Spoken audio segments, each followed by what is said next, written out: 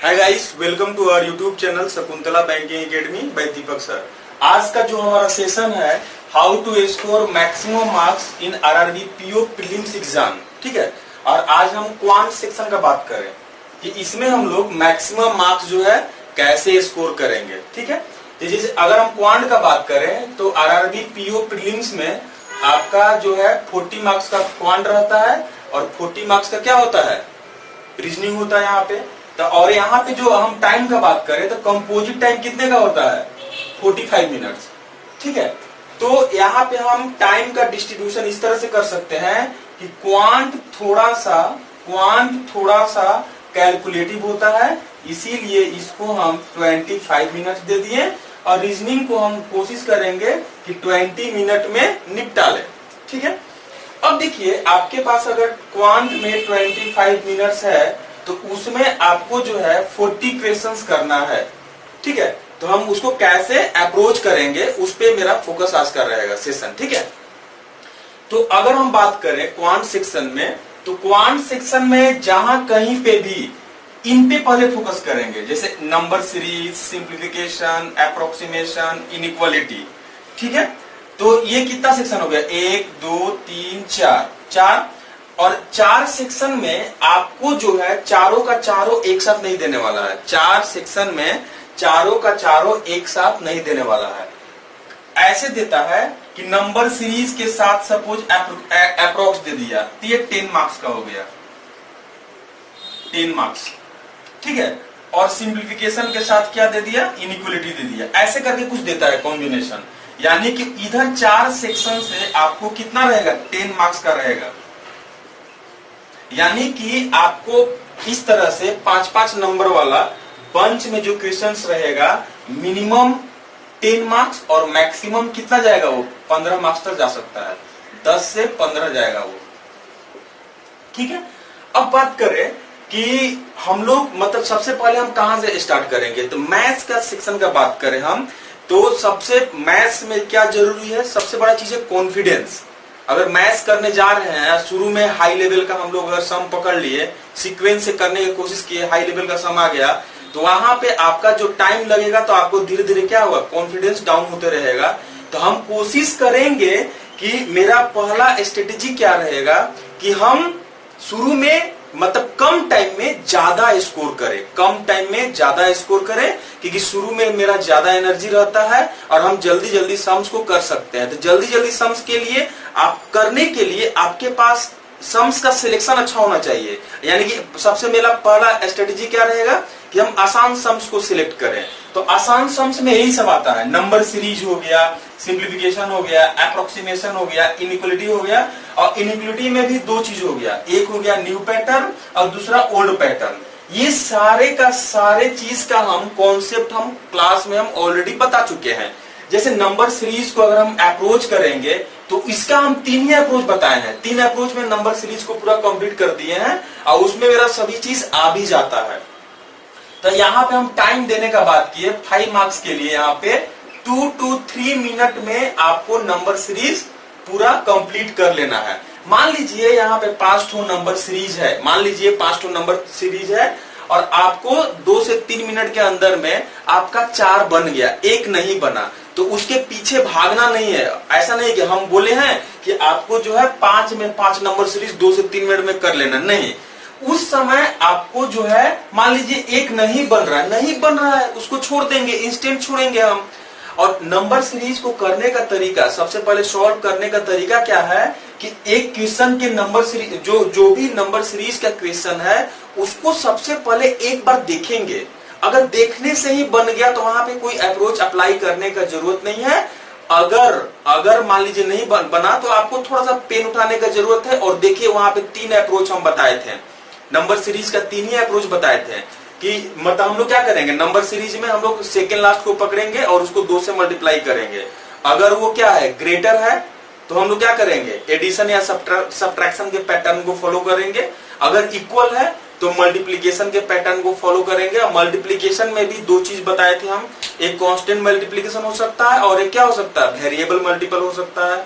और तीसरा केस इसमें जो बताए थे आपका नंबर सीरीज में कि if 2 into second last less than last number, तो उसमें क्या होगा, मल्टीप्लीकेशन के पैटर्न को तो फॉलो करेगा ही, साथ साथ वो क्या होगा, कुछ ऐड या सब्ट्रैक्ट करना पड़ सकता है। तो उसी तीनों में ये सारा चीज फंस जाता है। मान लीजिए अगर उस तीनों में नहीं आया तो आपका इसमें आरआरबी का अगर हम नंबर सीरीज का बात करें तो ये आसान ही देता है, और वो आपको जो है हम एक्सपेक्ट करते हैं कि आप जब उसको एग्जाम में कीजिएगा तो 3 से 4 नंबर सीरीज आपका आसानी से बन जाता है, फंसता है 1 या 2 में। तो मान लीजिए अगर उस इंस्टेंट मतलब जब इनिशियली हम मतलब इसी को पकड़ के सम्स कर रहे हैं तो उस समय हम थोड़ा सा स्पीड में भागेंगे, उस समय मान लीजिए 2 से 3 मिनट में आपका 3 ही हुआ, 4 ही हुआ, एक को छोड़ देंगे, हम बाद में देखेंगे, हो सकता है बाद में देखने से मेरा बन जाए वो। यानी कि यहाँ पे हमको ज्यादा समय नहीं देना है हमको, क्योंकि यहाँ पे आपके पास 25 मिनट है और क्वेश्चंस कितना है, 40 है, तो आप ज्यादा समय भी आप नहीं दे सकते हैं। ठीक है, रही बात सिंप्लीफिकेशन का, तो सिंप्लीफिकेशन में भी वही करना है, 2 से 3 मिनट देना है, जो बना बना, नहीं बना आगे बढ़ सकते हैं। ज्यादा लेंदी हम लोगों को नहीं करना है, क्योंकि आप जो है 25 मिनट में अगर आपका स्पीड अच्छा रहा, आपका समय साथ देते रहा, तो हो सकता है कि आप 25 मिनट में 40 आप अटेम्प्ट कर सकते हैं। लेकिन हाँ, आपका स्पीड कहीं पे भी ब्रेक नहीं होना चाहिए। जहां कहीं पे भी आप स्पीड ब्रेक किए, यानी कि वहां पे सपोज आप मतलब किसी एक में फंस गए, तो आप समझिए आप भूल जाइए फिर एग्जाम आपसे फिर क्रैक नहीं होने वाला है। ठीक है, आपको फंसना ही नहीं है, आपको चलते रहना है। कहीं पे भी आपको स्पीड ब्रेकर वही आपको ध्यान देना है कि मतलब हम कैसे तुरंत मतलब इंस्टेंट सम को हम कैसे छोड़े। ठीक है, ज्यादा समय वहां पे नहीं देना है। अप्रोक्स का भी हम बता दिए हैं आपको, 2 से 3 मिनट में कैसे उसको कंप्लीट कर दें। इनइक्वालिटी, इसका तो बहुत अच्छा रूल बताए थे। और ये न्यू ओल्ड पैटर्न का इनइक्वालिटी जो है, ओल्ड पैटर्न का इनइक्वालिटी, ये तो बहुत आसान है, 2 से 3 मिनट ही लगेगा आपको 5 क्वेश्चन करने में, इससे ज्यादा नहीं। इसमें कुछ तो आपका इनइक्वालिटी है जो आप एक बार देखिएगा आपका आंसर आ जाएगा। न्यू पैटर्न का इनइक्वालिटी अगर यहाँ पे देता है, अगर यहाँ पे न्यू पैटर्न का इनइक्वालिटी देता है तो वो आसान देगा और जल्दी से जल्दी वो बन जाएगा आपको। तो इसीलिए इधर जो है, इधर का जो सेक्शन है आपको मतलब 5 से 7 मिनट में निपटा लेना है, क्योंकि यहाँ पे आपको 4 सेक्शन है, 4 में आपका 2 या 3 मैक्सिमम दे सकता है। तो अगर इधर 5 से 7 मिनट में अगर मान लीजिए आपका 12 मार्क्स भी आपको अगर आ गया तो आपका कॉन्फिडेंस लेवल इसी तरह बढ़ जाएगा। आपके अंदर से आवाज आना शुरू हो जाएगा कि नहीं, ये एग्जाम मेरा क्रैक हो जाएगा। उसका रीजन है कि आप 5 से 7 मिनट में अगर 12 नंबर ला दिए तो अंदर से आपका आवाज आना शुरू हो जाएगा, नहीं हम ये एग्जाम को क्रैक कर सकते हैं। और आपका इस तरह से कॉन्फिडेंस बढ़ा रहेगा, और कॉन्फिडेंस जब बढ़ा तो डायरेक्ट आप डीआई में एंट्री कीजिए। डायरेक्ट डीआई में, डीआई जो है आपको यहाँ पे इजी लेवल का देता है, और यहाँ पे 2 से 3 सेट आपका डीआई देगा, 2 से 3 सेट डीआई देगा, और वो भी आसान रहेगा। ठीक है, और उसमें ईच सेट में आपको ज्यादा से ज्यादा समय नहीं देने का जरूरत है, 3 मिनट मैक्सिमम है। मैक्सिमम आप 3 मिनट ईच सेट में दीजिए ना, देखिए डीआई आपका हो जाएगा। हाँ, हो सकता है डीआई करने जा रहे हैं आपको मतलब एक सेट में एक तो लेंदी पड़ गया, इंस्टेंट छोड़िए, आपको जो लेंदी पड़ गया है, लेंदी सम है, वो आपका सिलेक्शन नहीं दिलवाने वाला है। उसमें से जो सिलेक्ट करके जो सॉल्व कर रहे हैं, जो आंसर आपका आ रहा है, वो आपको सिलेक्शन दिलवाएगा। तो अगर मान लीजिए यहाँ पे 1-2 क्वेश्चन अगर लेंदी पड़ जाता है तो छोड़ दीजिए, उसके पीछे नहीं पड़ना है।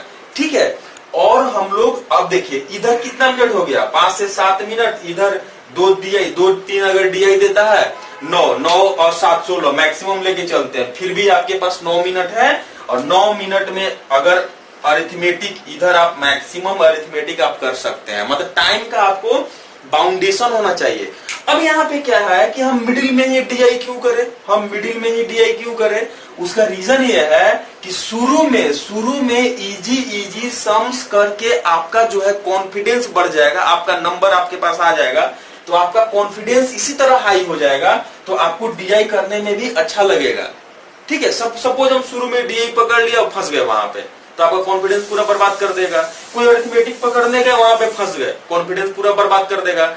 इसीलिए इस सीक्वेंस में अगर आप एग्जाम को अप्रोच कीजिएगा तो ऑब्वियसली आपका बेनिफिशियल होगा। पहले इस सेक्शन को कंप्लीट करेंगे, फिर डीआई, अब लास्ट में अरिथमेटिक। अरिथमेटिक लास्ट में ही क्यों?